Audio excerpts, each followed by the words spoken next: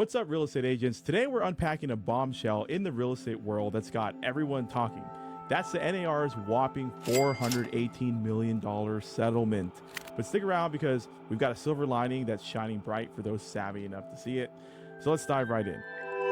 So what's the big deal? The National Association of Realtors just hit the headlines with a settlement that's shaking the foundations of how real estate commissions work. In a nutshell, they were in hot water over how commission rates were potentially inflating costs for everyone involved. Was NAR really inflating costs in the market? In my opinion, no, they're not inflating costs. They're a super rich and third-party entity that's so involved in real estate that even some agents think NAR is like government. That's how big they are, but it's a third-party company. Okay, why would they inflate costs for the market and do that? Okay, so no, real estate was always generally negotiable, even though we all understand that, buyer normally gets 3%, listing agent normally gets 3% payout, and then normally the seller of the home pays both agents, right? Like, these are kind of standardized practices, and the whole settlement is about how NAR kind of fixed the commission rates and fixed the pricing, but it's just what we all started doing, right? So no, I don't really think they're inflating like how the market works, right?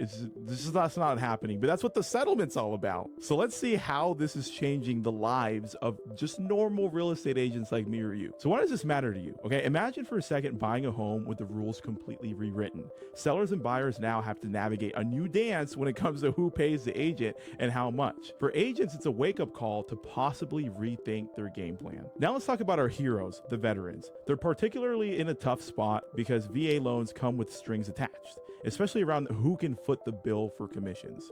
With the new settlement, vets might find themselves needing to sidestep these hurdles more creatively to land their dream home. And what do I mean by that, right? So everyone knows, if you're in real estate, the veterans usually take advantage of VA loans, because why wouldn't they? It's a really cool mortgage, right? And it makes it so that the veterans don't pay real estate commissions, right? No commission to the buyer, no commission to the seller. Okay, that never happened anyways, but they don't pay any commissions, right? So that's good, right? And VA loans have really awesome benefits, like sometimes it's no down payment and they still get a mortgage while everyone else is paying 3% to 20% to get rid of the mortgage insurance, right? But sometimes VAs can put nothing down, right? And there's a lot of closing cost incentives as well. So VA loans are really cool, right? And veterans are awesome, and they should benefit because they fought and risked their lives for our country, okay? But the problem now is that because standard, we all understand that veterans can't pay real estate commissions, right? The thing is, now with the settlement, you can't, no MLS listings can say, hey, buyer agent is 3%. Like it used to be that you could go to MLS listings and it would just tell you like, hey, 3% to the buyer's agent paid by the seller, right? Everyone knew this already, but now brokers can't list the buyer agent commission or any commission on MLS listings. So it's sort of making the buyer agents negotiate with their buyer clients. Because of this settlement, no longer is it standardized practice really, or the norm for the seller of the home to pay both the listing agent and the buyer's agent. So if buyer agents are put into a position to where they have to negotiate that with the actual buyer, how can you even do that if it's a veteran, right? Because a veteran doesn't pay anyone, whether you're a buyer or a listing agent. So it's like, what, are we supposed to offer a free service as a buyer's agent? Who's going to pay our commission? If the seller isn't and the veteran isn't, why would we represent veterans? That's the whole dilemma. That's the problem right now with this settlement, right? And that's why being a realtor right now is even harder than it already was. I mean, realtors are hard workers. We're hard workers, right? You have to deal with contracts, paperwork, etc.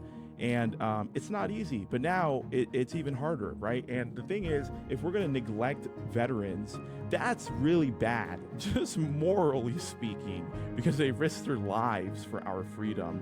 But it's just an awkward, weird gray area to where we can't really ask the veterans to pay us, even if they want to, right? Even if it's a really cool veteran and they understand what's going on with the settlement, they want to pay you, we can't accept it because you can't make a veteran pay commissions. It's just not allowed, right? And so now it's a weird area where what are we supposed to do when veterans call us? Like, not help them if the seller isn't going to pay our buyer commission? So it's really weird for buyers. All right. And then there's also a really big saying in real estate that I'm sure you're familiar with, right? Everyone is entitled to representation.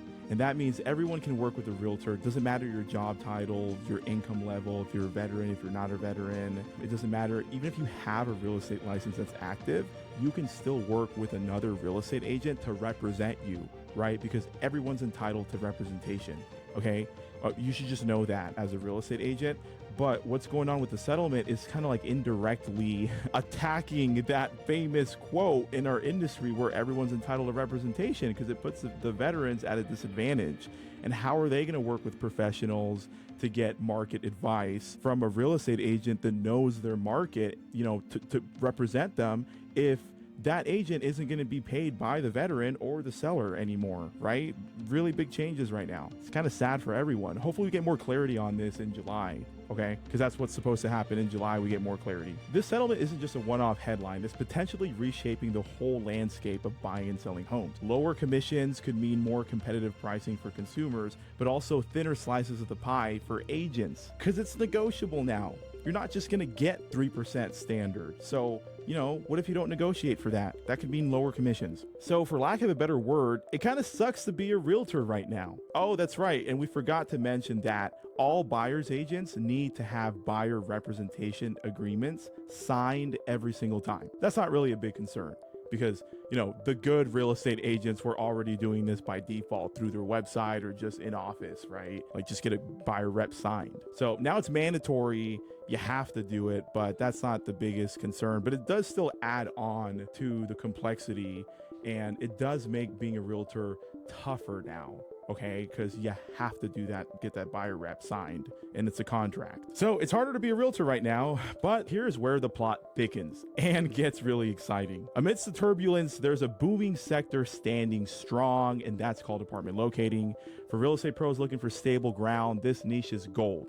Why is it gold, Pierre? Well, it's insulated from the chaos of the settlement, and it offers a focused path to success in connecting renters with their perfect homes. Plus, it's a realm where savvy agents can really shine. And what I mean by that is, if you are already a good realtor, you're going to crush it as a locator if you focus your business on apartment locating. So this could be really good news. This could be the news that you're waiting for, right? It really could be. If you thought being a realtor was harder and like you're hating your life right now because it got even more challenging to be a realtor than it already was, this might be a really good wake-up call, because apartment locating is easier. And there's no contracts or buyer reps to get signed. There's no third-party companies to deal with. We're literally just helping clientele, people that want to rent apartments, and we're sending them over to apartments we recommend via an email, right? The whole job can be done remote because we're doing Zoom call appointments, not in office. And people take renting apartments way less seriously than buying a house anyways, okay? So the turnaround is higher. You can really close a lot more real estate clientele,